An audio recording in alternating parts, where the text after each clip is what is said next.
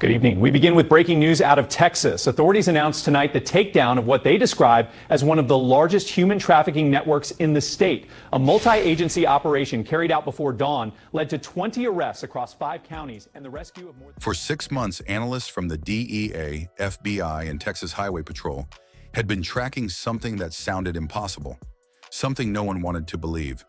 An organized crime network had built a system where human trafficking and drug trafficking ran side by side, fused into a single industrial machine.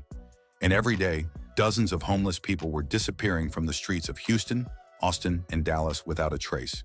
Then, just after dawn on March 15th, federal radar screens lit up an industrial zone in Houston was showing all the wrong kinds of activity.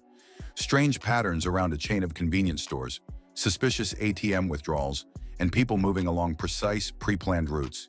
It pointed to one chilling truth.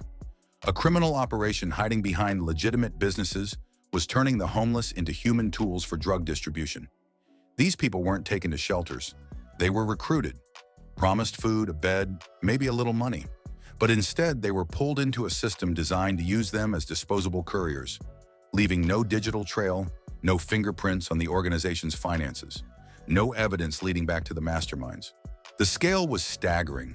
More than 20 suspects were running an underground network that controlled hundreds of vulnerable people through coordinators posted in small stores, gas stations, and hidden warehouses.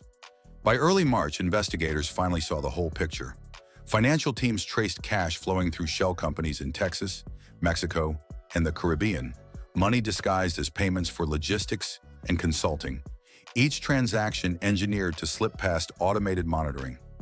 On the ground, surveillance teams were collecting the missing pieces. Cameras caught the same individuals showing up at the same stores at the same times, giving orders and vanishing into traffic. Homeless people were picked up in unmarked vans, handed packages, and sent to addresses where buyers were already waiting. Over 6 months, agents documented 43 disappearances. None of the victims were ever found. Investigators feared the worst, that anyone who resisted or tried to escape simply never made it out alive. The breakthrough came on March 8th, when one man escaped and reached a local police station. His testimony confirmed everything agents had feared. People were being held in warehouse basements, given 1 meal a day, and forced to work under threats of violence.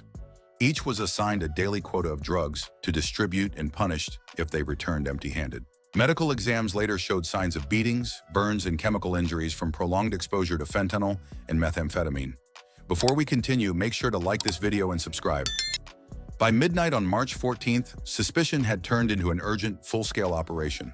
High-resolution satellite images, thermal scans, and hours of drone surveillance revealed activity no normal business could explain. Investigators uncovered a highly coordinated logistics network. Financial analysts tracked payments through dozens of shell companies in Texas, New Mexico, and Mexico. The money was routed through crypto exchanges, then quietly converted back into US dollars through banks linked to fake front businesses. Meanwhile, undercover teams spent 3 months shadowing the suspects in person. The same operatives returned to the same locations with clockwork precision, orchestrating the arrival of vans packed with homeless individuals. Cameras recorded people being unloaded at back doors and taken inside, sometimes staying for days without coming out. Thermal scans picked up large groups gathered in basements that, on paper, were storage spaces, not living quarters. All of it pointed to the same conclusion. These warehouses were actually holding centers, places where people were forced to work as drug couriers against their will. Between March 10th and 13th, intel started coming in fast, faster than analysts could process. Satellite feeds picked up a convoy of 8 minivans pushing north from Mexico toward Houston. At almost the same moment, GPS trackers, quietly planted on suspicious vehicles weeks earlier, lit up near known hideouts of the criminal network that confirmed it. A major shipment was moving. Whether it was fresh recruits, more drugs, or both, the task force couldn't yet tell. But analysts ran the numbers. If this network kept operating at its current pace, it could pull in nearly $80 million a year in Texas alone. Overnight, what started as a regional case turned into a national security emergency. Inside the Joint Command Center in Houston, the pace surged. Drone streams, intercepted radio chatter, financial diagrams, and satellite snapshots all updated live on giant screens. But speed came with danger. Coordinating simultaneous raids across 3 cities, each with dozens of targets, was a logistical minefield. One leak, one panicked phone call, and the suspects could torch evidence, scatter across the map, or kill the people they were holding. Commanders knew everything had to fire in perfect sync. Federal agents, local police, special operations units. Plans included worst-case scenarios, armed resistance on site, evidence that needed to be secured in minutes, not hours. Analysts also recognized that this network had built-in early warning systems and escape routes. Time was running out. If the task force didn't move before sunrise, dozens of people would remain enslaved, and a fresh wave of narcotics would hit Texas. If they succeeded, they wouldn't just free victims, they'd cripple a key hub in a multi-state, international pipeline. What no one could predict was how violently the network would fight back, or how one wrong decision could ignite a confrontation that would shift the entire direction of the operation. The stakes couldn't have been higher. Operation Clean Streets went live just after midnight on March 15th. By 2:15 a.m., all 4 task force elements were in position. SWAT teams boxed in the Houston compounds. DEA units sealed highways leading into Dallas. FBI agents deployed across Austin. Texas Highway Patrol monitored every inner-city road in between. The command structure was airtight. Drone feeds, signals intelligence, and headquarters analysts were synced to a single countdown clock. The mission was exact: breach, seize, rescue, arrest. Before dawn, at 2:16 a.m., explosive charges blew open the doors of the first Houston warehouse. Steel ripped apart, and operators surged forward under night vision gunshots cracked as 3 armed guards opened fire with semi-automatics. The firefight was brief. Return fire ended it in seconds. Simultaneously, explosions and forced entries shook Dallas and Austin. More than 140 officers hit 11 locations in under 90 seconds. The first wave cleared the buildings. The second wave treated the injured. The third wave secured evidence. In one Houston basement, officers found 23 people locked inside makeshift wire cages. Many were skeletal, dehydrated, bearing clear signs of torture and long-term abuse. Medics rushed in while investigators gathered first statements for both criminal charges and humanitarian records. Despite pushback, the operation hit its main goals. 20 suspects were arrested, from high-level coordinators to low-ranking enforcers with histories of violence, trafficking, and smuggling hidden compartments behind false walls held crystal meth so pure that chemists had to store samples off-site for safety. But the darkest discovery wasn't what they found. It was what they hadn't. In a Dallas warehouse, agents uncovered lists with more than 100 names, potential victims scattered across Texas and neighboring states.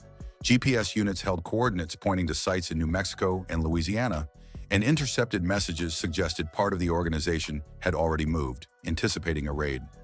By sunrise, 11 facilities were cleared, but the data left behind showed something bigger. This wasn't the end of the operation. It was the beginning of uncovering the full shape of the network.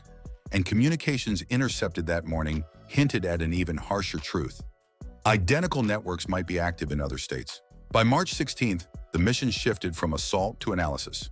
In a secured hangar outside Houston, FBI digital forensics teams worked nonstop, surrounded by stacks of confiscated hard drives, encrypted tablets, burner phones, and warehouse logs.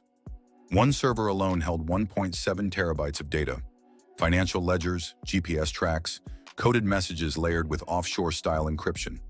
As analysts pieced it together, the empire revealed itself. They uncovered 37 offshore accounts and 9 shell corporations funneling money through Texas, Panama, and the Cayman Islands. Those accounts were tied to a logistics company in Mexico, one with financial fingerprints connecting directly to 2 major cartels. What emerged was staggering. These cartel factions weren't rivals. They were co-founders. Together, they had built a transnational system for human and narcotics trafficking.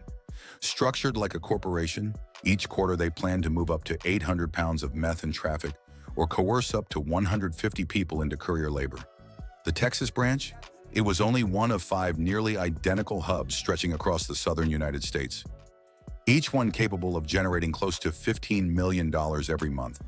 Combined, they formed an underground empire worth almost $900 million a year, comparable to the GDP of a small country. But this wasn't the old cartel model. This was a corporate cartel, accountants instead of hitmen, recruiters instead of gunmen, all protected by the same violent enforcement networks.